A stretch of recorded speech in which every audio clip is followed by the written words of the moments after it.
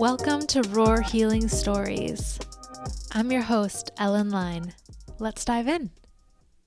Hi, everybody. Welcome to an episode, probably episode 2 of the Roar Healing Stories podcast. I'm here today. I'm so excited about our guest for today because she is one of the best people in the world. Her name is April, and she's my sister. Everybody give applause for April.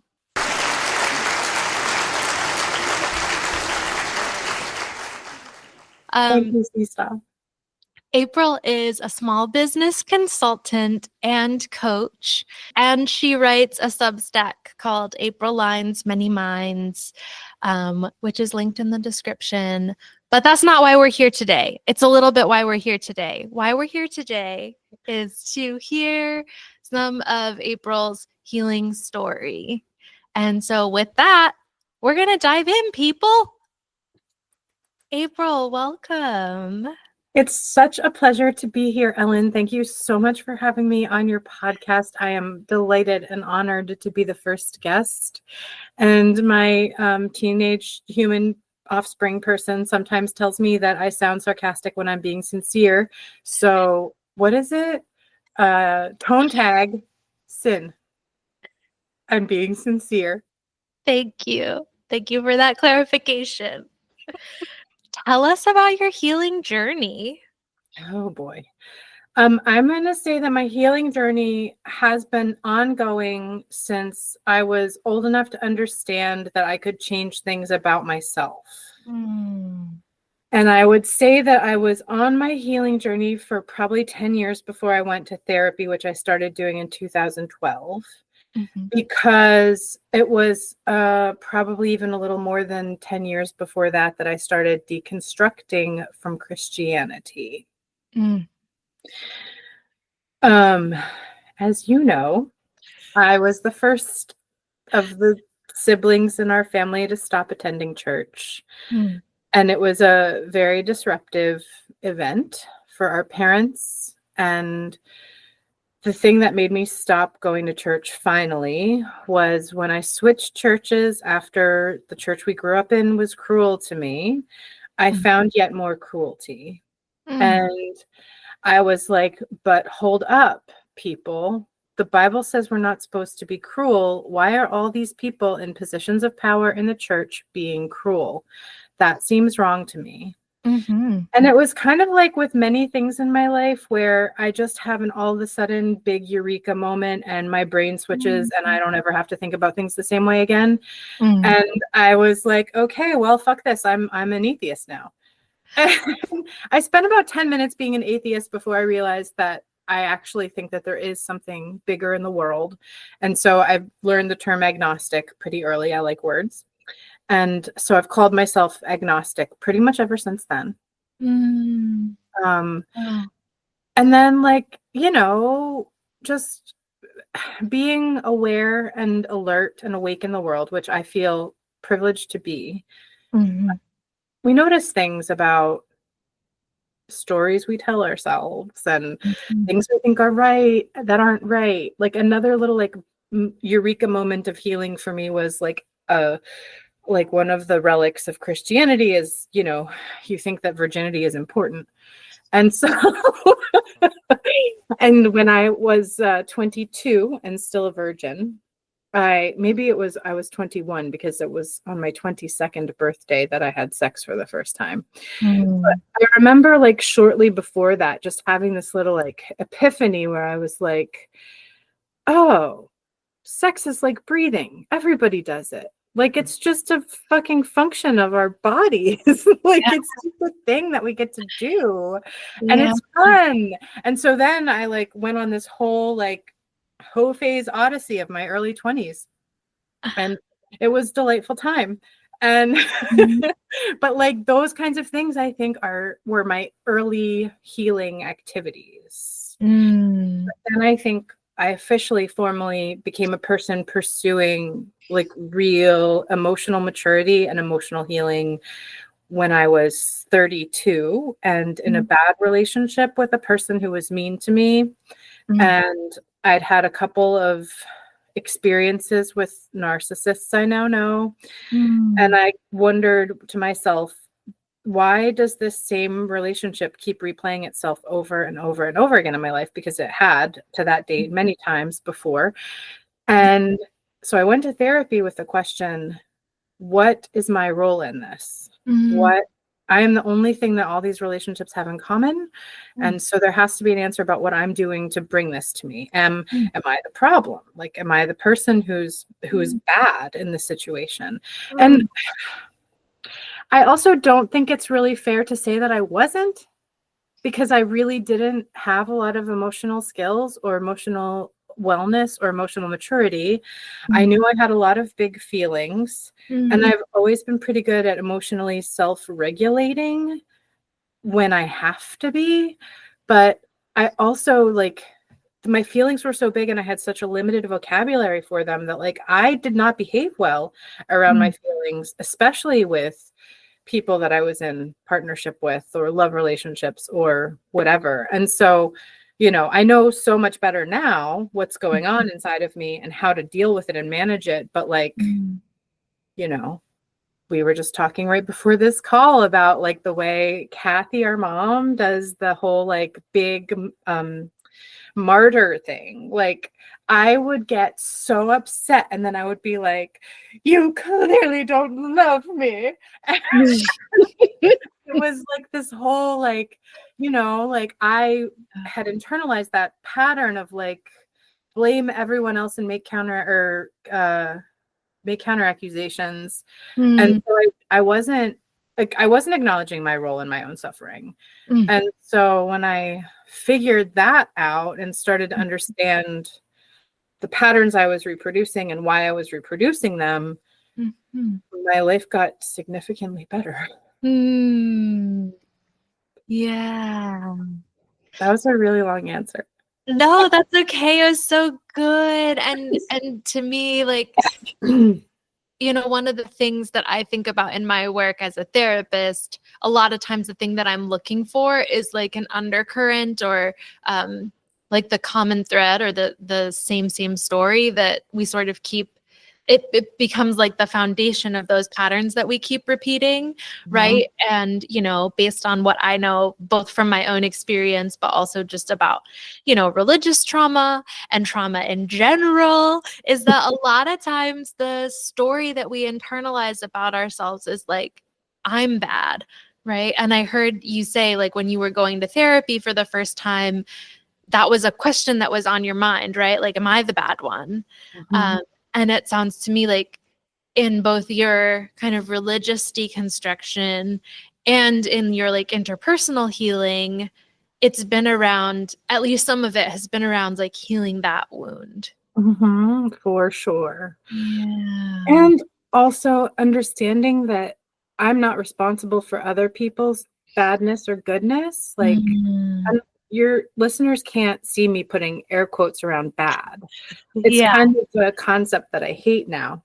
Because it's not very productive and it's not ever like, there's no, maybe there is such a thing as actual black and white, like, you probably shouldn't kill people, but, like, I also can think of circumstances in which it feels justifiable to kill people.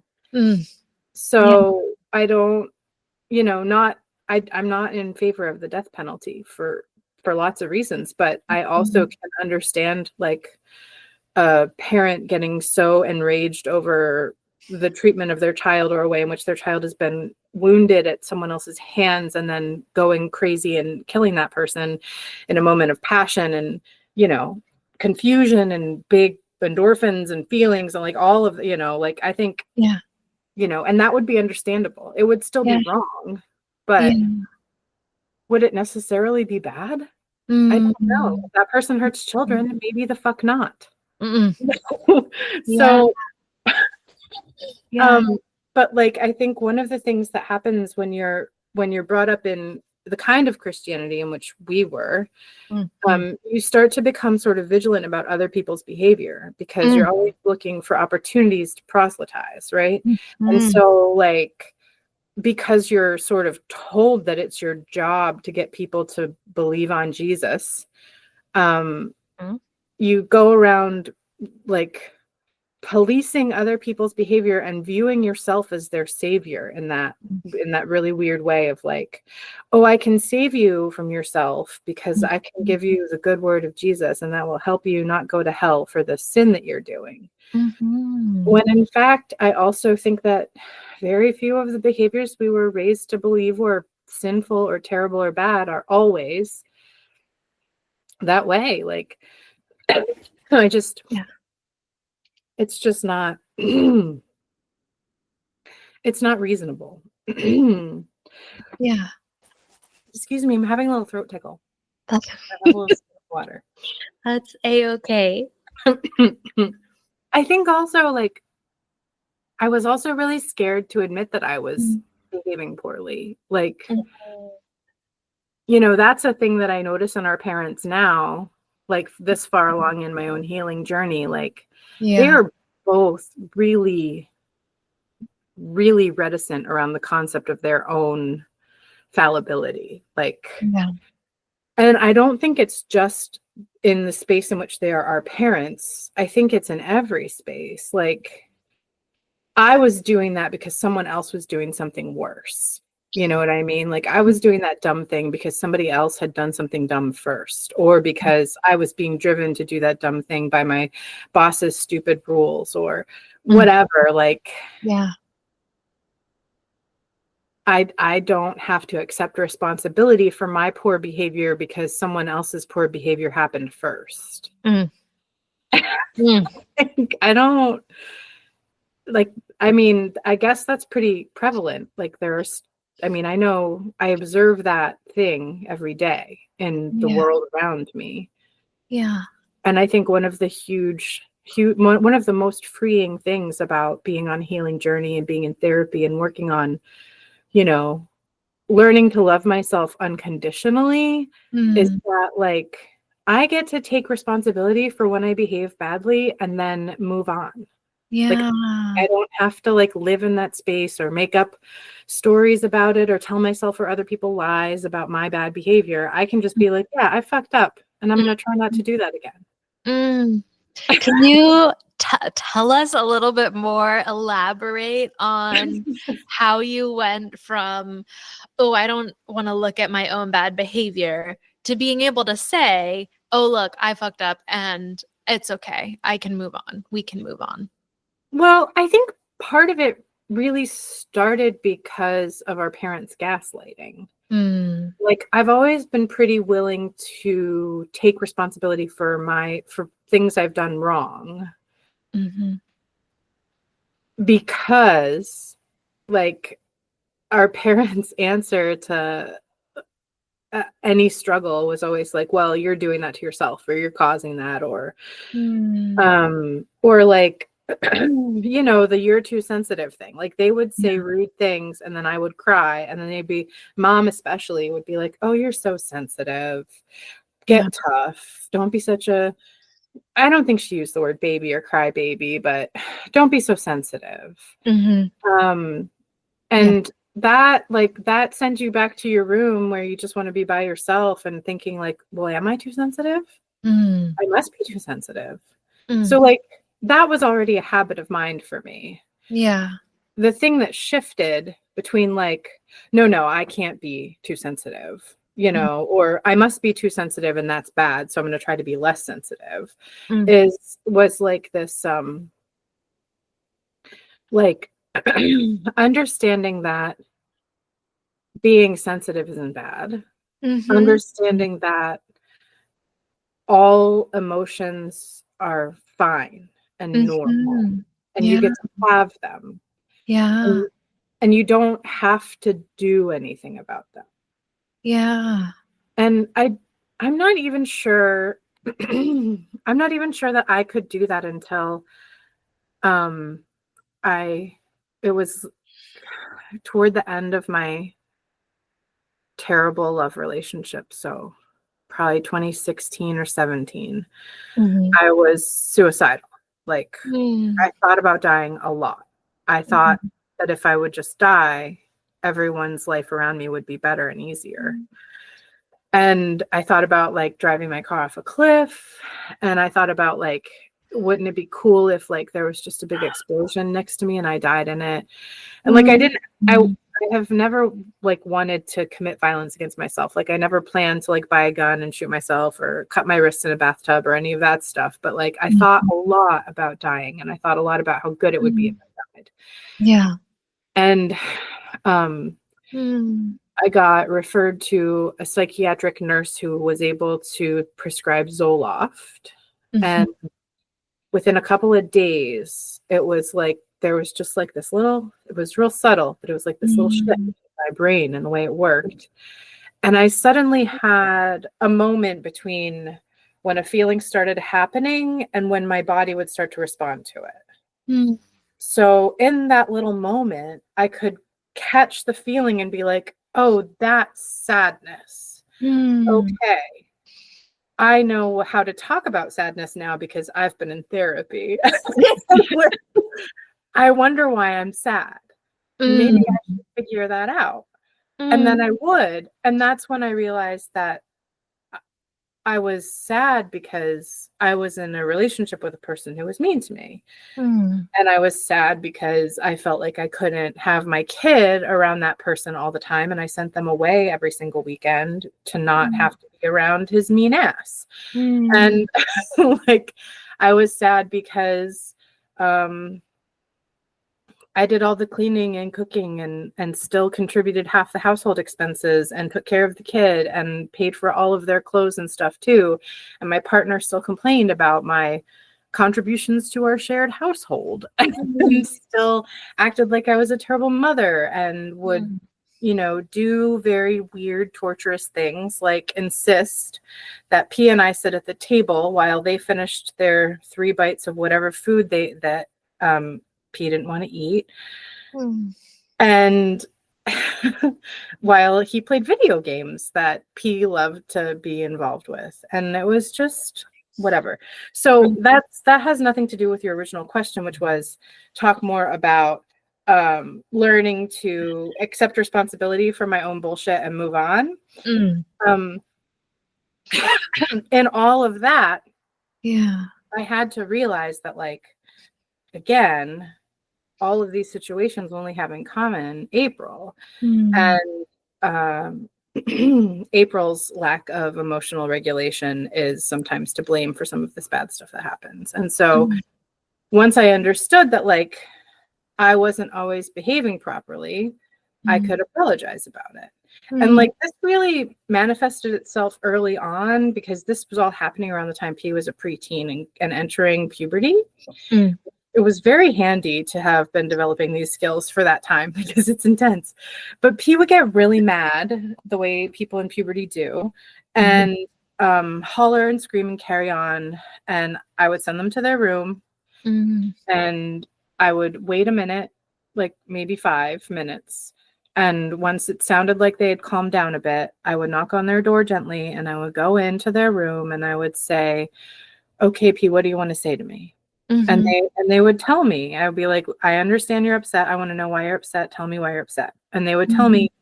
And instead of reacting to what they told me by like blaming them for it or telling them that they were imagining things or that I could never possibly be mean to them because I'm their mother or whatever bullshit things our mom would have said, I was like, okay, tell me what else and what else and what else. And I can't take credit for that. I read it somewhere, but it was really, really good advice. And then once the kid is finally done talking, after you finally said all the what else's you can say, you can pick. It doesn't even have to be half of the things that they complained about, but you pick one thing that your kid said that was true and that was something you did that was hurtful to them, that you did it. They didn't do it. They didn't cause it. You did. And you just say, I'm really sorry I made you feel that way. I will try not to do that again. And like that, like, and I mean, maybe like a dozen times historically ever that has happened between P and I. And I think that whole script is why my kid is a grown-up now and reasonably happy, lives in my house and likes to spend time with me and trusts me. Because when they needed me to show up and be the grown-up in the room, I was able to do that because of therapy and medicine. So yeah. That's also really liberating to not have to carry all that around with you, because before you understand it, it's super confusing too. Like, in addition to being like a thing that you have to like tell yourself stories about and you can't always be honest with yourself about, like, it's really just confusing because you're having cognitive dissonance within yourself. Like, I am bad and I am good. Like, both things are true, but like I caused my child pain by saying thoughtless things, and I love my child, right? And that's like the healthy way to view it. But before you have those words, like, before you understand that it's okay to be both things, you just like get mad at yourself for doing the hurtful thing, but then you're not able to be vulnerable enough with yourself to take responsibility for it, because it's, why? I don't even know. Why is that? Why can't we acknowledge things we do wrong? I feel like sometimes I have language for that, but I don't right now. I think about it, like from the sort of like trauma perspective, right? If there's part of you that always feels bad, right? That part is carrying so much shame and so much fear and so much overwhelm that your brain and your body want to avoid that part feeling active as much as possible. And before we learn that it's okay to make mistakes, or it's okay to be that two things can be true at once, there is just so much internal sort of like barriers and blocks and baggage that wants to keep us from being able to acknowledge, like, oh, I fucked up. Because when we acknowledge, oh, I fucked up, then it comes along, it like activates that part that's like, oh, you're a piece of shit, you're bad, right? You should go die in a hole, right? And it's the shame center, the internal shame center. Shame is the religious baggage. Like, I think shame is the manipulating force in Christianity. Like, I remember both of our parents telling me on more than one occasion that I should be ashamed of myself for relatively minor things. Like, I said something slightly off color and Dad would be like, you should be ashamed of yourself. Like, yeah, there's so much, I think, both within Christianity and within like a certain kind of parenting that's pretty common. It's like extremely shame-based, right? And shame becomes, and it's like, I also want to make a little bit of a distinction between like productive shame and toxic shame. I think that there is like what you're saying about being able to say like, oh, I fucked up, right? Like there might be a feeling of shame that kind of goes along with that, but it's a shame that then, because you've done some work around your relationship to your shame, you're able to say, okay, now it's time for me to go do what I need to repair this fuck up. Versus that kind of shame that we were raised with, where it's like, oh, I'm a fuck up, I should probably go pray and never do that again. Right. Yeah. And like, also, nobody else should forgive me for fucking up because I'm a piece of shit. And I don't deserve it because I'm a sinner. And Jesus will punish me by whatever. God will punish me, but Jesus died for me. So now I'm ashamed about that too.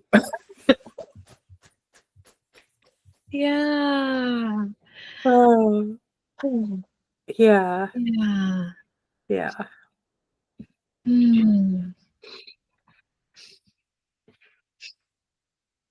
I want to circle back just a little bit. I don't think I realized, I think that this is the first time hearing you talk about your like suicidal ideation. I don't think I ever realized how bad it was for you. I don't really talk about it a lot. It's kind of shameful. Oh, see, stop. I mean, Oh.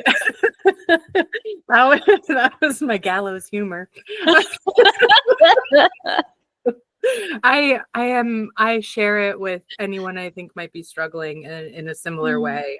I don't talk about it a lot, like, because it's not super productive. Like I don't feel burdened by it. I feel kind of, obviously, like I don't ever want to be suicidal again. I'm not glad I was suicidal.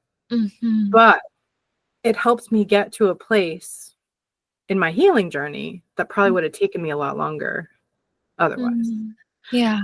And I mean, it was very like, I don't recognize myself. Like, this is not, I'm not a person who hates themselves. Like, I'm not a person who wants to die. You know, like, I think that I have a kind of incorrigible self-esteem, honestly, because I think it's like really hard to love yourself when the static that you grew up with is very much about making you feel shameful about everything you do, unless it's pray or save people or go to church. Like I sometimes think back about like the way in which I was like my own thought police, and I'm like, that was exhausting. Like, how did I get anything done? Like, stopping myself from thinking anything untoward. When I woke up this morning, I was thinking about, wouldn't it be cool if somebody would just go shoot Elon Musk in the face? I mean, like that. And I was like, I should write about that. And I was like, I absolutely should not write about that. We'll just talk about it on the podcast instead. We'll just talk about it on the podcast. But like the point is, when I'm talking about it on the podcast, people can hear my like tone of voice and understand that like I'm not planning to shoot Elon Musk in the face. Like I don't think that would be beautiful. But like when I was younger, I wouldn't have even allowed myself to dare to have that thought. Like it would have felt like I was doing the shooting by even thinking about it. And now I'm like, it's cathartic to think about that. And we have choices over how we, like my thoughts do not rule me. My emotions do not rule me. I get to choose how to respond to both things. And I think that is important. Another important distinction. But this is also not really answering the question you posed, which was, elaborate on being suicidal. I don't think it was a question. I was like feeling touched by your vulnerability and just for a moment putting myself into your shoes as you were sharing, like, and I think, I mean, you were joking when you said it was shameful, but there is so much like shame and stigma around mental health struggles, around being suicidal. But the truth is that it happens to a good many of us, right? And I also hear you you're several years out from it now, and so we can talk about it in a reflective way. But that was a moment of alchemy for you, and that's something, like that's part of that's like the last leg, or not that we're ever done on our healing journeys, right? Like we're constantly healing, but like when we get enough healed, we get to a point where it's, in like the therapy world, we call it post-traumatic growth, right? Like you're able to realize this way of being in the world and like access yourself in this way that like wouldn't have been possible if you hadn't completed all the steps up till now, right? And that's like, part of what we're aiming for. Like the being on your healing journey can be really shitty sometimes, right? Like it sucks. Yeah, another fucking opportunity for growth. Yeah. And when we get to these moments where we can have like a reflection point and kind of look back and be like, oh, I have grown, and it's really clear to me the ways in which I have grown. You know, like those reflection points can make it feel worth it, right? It's like, oh, okay, it was worth it sticking through another fucking opportunity for growth. Because now I'm here and I can see how here is so much better than back there was. Yeah. Yeah. I was talking to a friend the other day about my relationship with Barb, who, for context, for people who don't know me like you do, Barb is a woman who was a small business owner in my town, and she shares a lot of values with me, and I like her a lot, and she likes me a lot. We have a great time talking together. And I kind of I like look up to her a lot. And I was sharing with my friend about that relationship and how I don't think I would be able to have that relationship with Barb if I didn't do my growing, if I didn't do my work on myself, and you know, the ability to like not see everything that is contrary to my perception of the world as confronting. Do you know what I mean? Because Barb is she's frank, and she's strident, and she's one of the kindest and most generous people I know, but she doesn't suffer fools, and she doesn't beat around the bush, and she appreciates a job well done, and she offers feedback in, I think, really productive ways. But you know, I've also talked to people who worked for her when she was the owner of the health food store, who talk about what a tyrant she was, and I'm like, no, that's your shit, man. Like, she's not a tyrant in the least. But if everything that is contrary, if you're not able to accept your own fallibility, and everything that is contrary to you feels like a confrontation, your like self-perception is, that's like,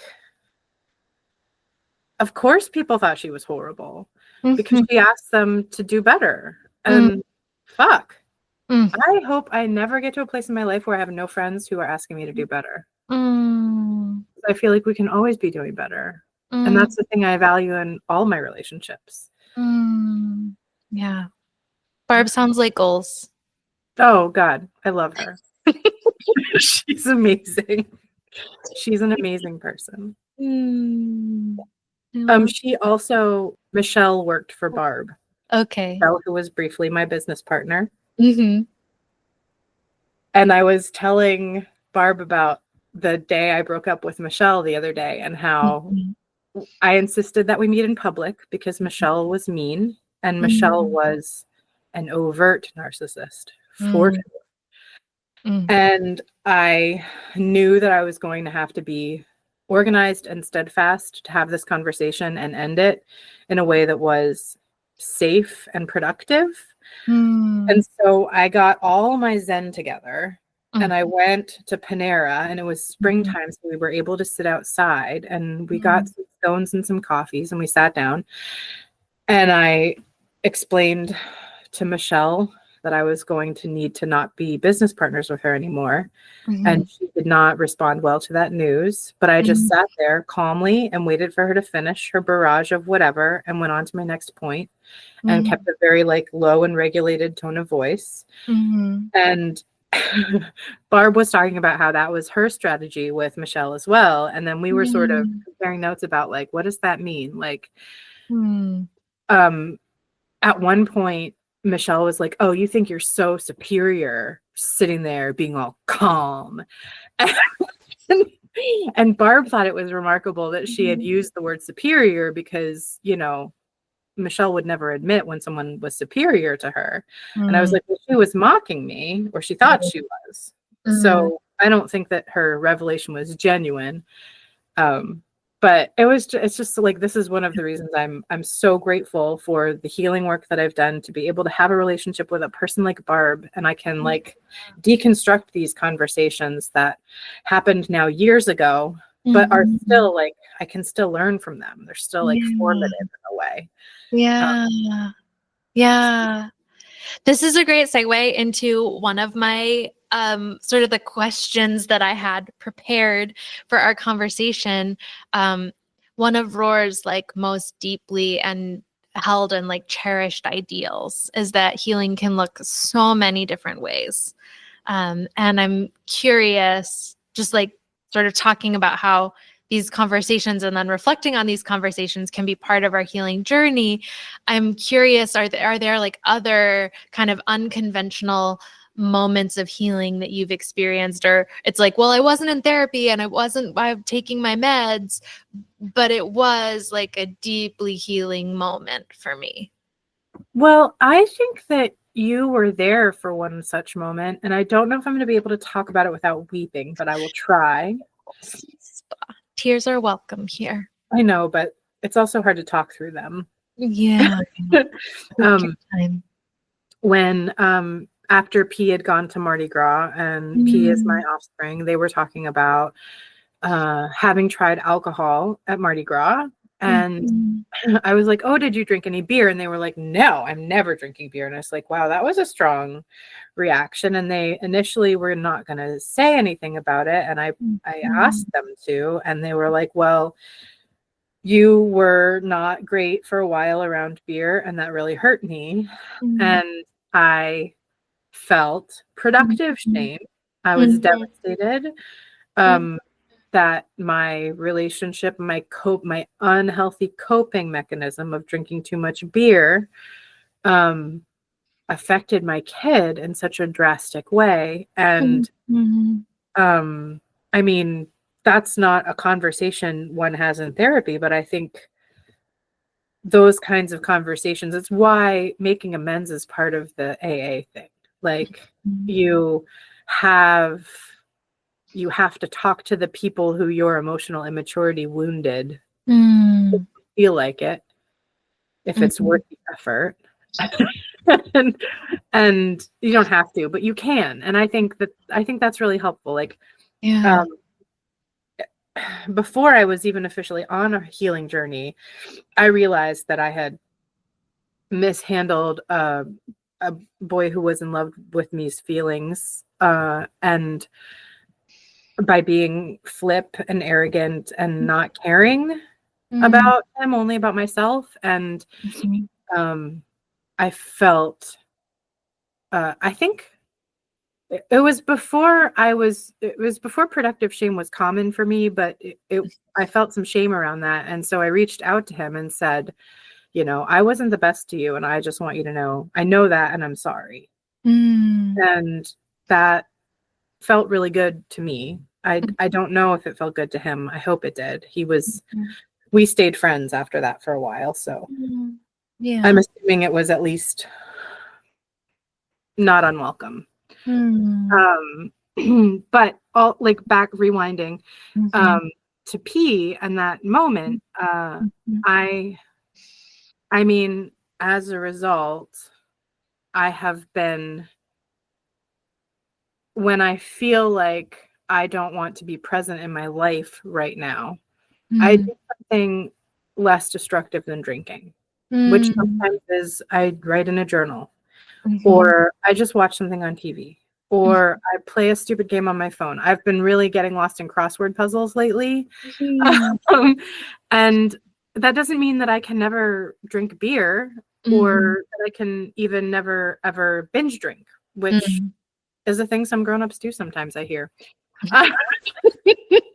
But it means that it's not the first thing that my brain reaches for when I'm feeling like I don't want to be present in my life. And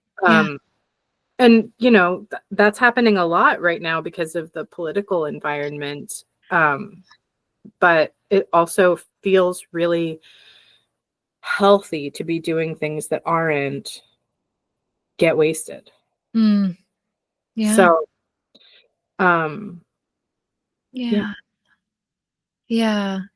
Yeah, another sort of roar favorite is that our hurts happen in relationship, but also our healing happens in relationship. And I think that, like, to me, it sounds like that was a moment where your relationship with P and them like taking a risk and being vulnerable with you helped you to kind of see yourself in a new way or in a different way, and helped you kind of take some important steps on your journey. Yeah.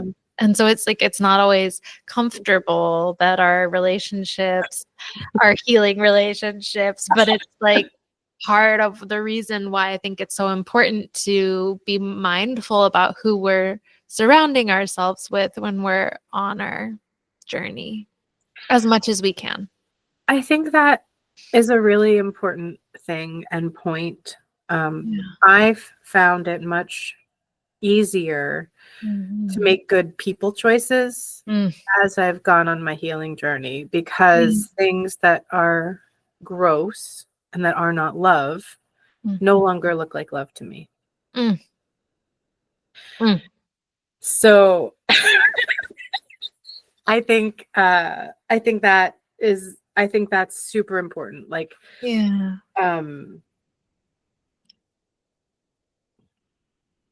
be like choose it's important to choose people who are formed enough to be able to talk to you about it if you hurt their feelings, instead of just ghosting you or making assumptions or going around trying to trash you to everybody they know because they feel betrayed by you Mhm. and didn't give you the opportunity to defend yourself. Not that, if somebody tells me I hurt their feelings, this is another thing that was really important. There are like two really important things that are truisms that I think Mm. almost everyone I know in therapy like talks about in some way or another. But the first is that you don't get to tell other people how to feel their feelings or what their feelings are. And if someone tells you that you hurt their feelings, if they tell you in good faith, and if they're not telling you because they're a narcissist and they're trying to manipulate you, Mhm. like, it doesn't matter if you feel like you feel like that's reasonable or rational. Your Mm. only obligation is to sit with them in that feeling of theirs and say you're sorry Mhm. and try not to repeat the behavior. Like, learn Mhm. from it what you can. And Mhm. sometimes people are really sensitive, and sometimes they take what you said the wrong way, and sometimes it's really just a matter of like explaining yourself, and that Mhm. heals it. I Yeah. think, yeah, that I really appreciate your vulnerability in like sharing those moments, because it's not flattering and it doesn't always feel great, but I think that you're showing us how it's possible for moments when it's like another moment of alchemy, right? Where it's like, I was an asshole. I didn't show up as my best self. And working through it together, we got to a place where now our relationship is even stronger than it was before. Um, Mhm. and I think that, like that's one of the things that I don't think we got good modeling around growing up. You And sure didn't. and it's been like I think it's like that's the framework, or that's part of what makes relationships healing relationships, right? Is when we can move through that together. So Mhm. I Mhm. appreciate you sharing and telling these stories and telling your story. um, and I feel like we have kind of touched on all of the questions that I had prepared, except for the last one, which, as much as you're comfy sharing, what are you healing now? Like, what's your healing journey looking like right now? I am really working on my imposter syndrome right Mm. now, Mhm. which I mean has always been. Mhm. Um, and I think that people who know me at all might laugh about this because they people tell me all the time that I seem very self-assured and very confident. Mhm. And the truth is I am not. Mm. I am almost always faking it. And Mm. so I'm trying to get to a place where I do genuinely believe that I deserve to be properly compensated for my work, and Mhm. I deserve to do big important work because I'm a big important lady with big important thoughts and a big important Mhm. brain. Yeah.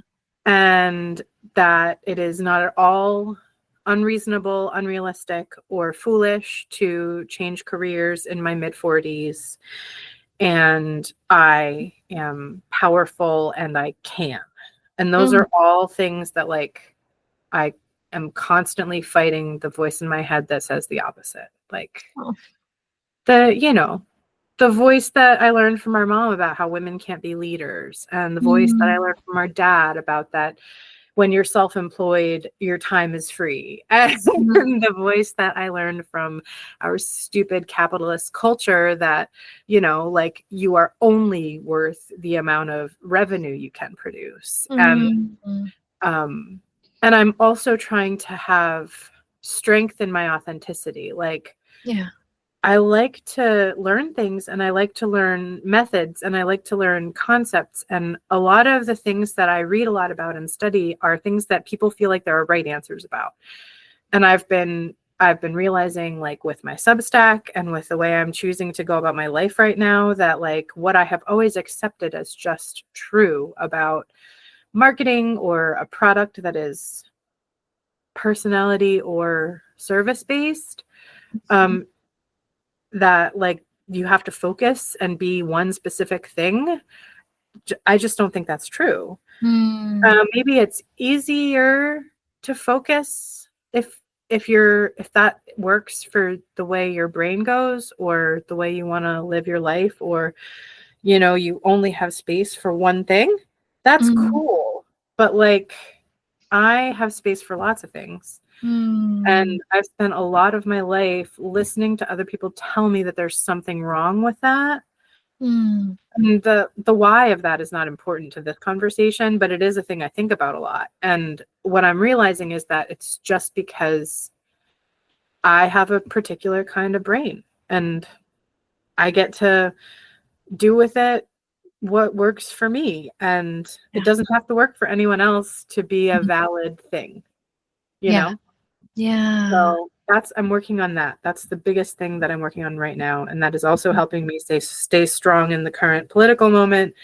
My guiding force is always thinking about, I get to learn what I would have done in Nazi Germany. And if what I am doing now isn't the equivalent of protecting Jews, then I'm not doing the right thing. So. So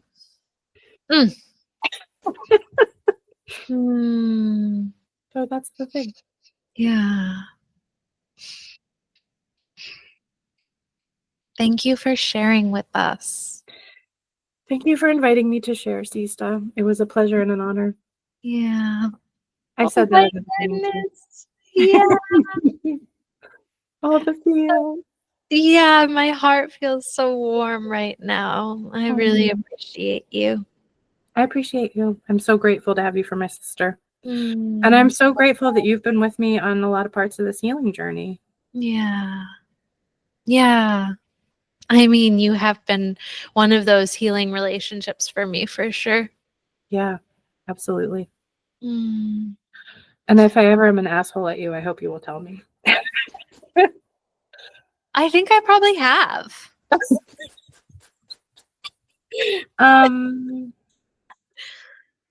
I can't think of a time, but I also am. You're very good at communicating in a gentle way, and I'm pretty good at acknowledging my bullshit and moving on from it. So yeah. I think it's reasonable and good that I don't remember if you did. Can you think of an example? I think what's coming to mind, I don't think you are an asshole to me very like there are like a very few times in my life that I can think of, and many of them were like from our youth, but like the most thing that comes up recently is I think we were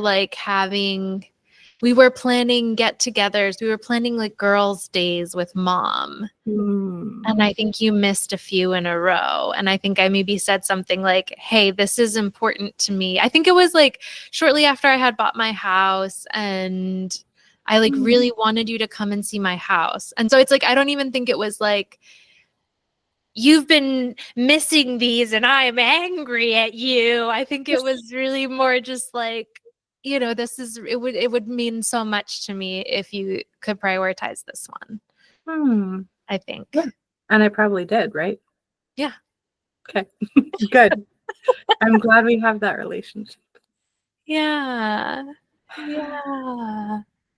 I might cut that a little bit because it feels very vulnerable. But maybe the people will like to hear it. Who knows? We'll see. I think we can end now. How was that for an ending? I promise you those will get smoother. I also wanted to note that I used a lot of active listening sounds in this conversation, and I'm not sure if that's distracting or not. So if you could let me know how you felt about the mm-hmm, yes, Ellen background track. I would love to hear, is that something you like? Is that something you hate? Is it distracting? Should I try to do less of it in the future or more of it in the future? Maybe not more of it. I feel like if it's not distracting, it was the right amount. Just let me know. I'm curious to hear your opinion. Um, Thanks. And now I have a little outro for you. Here it is. Hello, this is Outro Ellen. Thanks so much for listening today. If you're interested in hearing more healing stories, please subscribe on the platform where you're listening or join my newsletter, Find Your Fierce, on Substack. If you subscribe on Substack, you'll get an email every time I publish an episode, so you'll never miss one. There is also a comment section on Substack. Head over there to let me know what you think about this or any other episode. The link to Substack is in the episode description. If you'd like to support the podcast, you can head over to Find Your Fears and join as a monthly, annual, or founding subscriber. Paid subscribers make it possible for these stories to be shared far and wide, and you'll get access to bonus letters, episodes, and events that are just for subscribers. If you want to go above and beyond, please leave us a rating or a review on the platform where you're listening, or share this episode with a friend, frenemy, lover, family member, boss, colleague, or someone who needs it. I'm sending you the love and peace you need to be your best self today and every day. Audio hugs. Bye.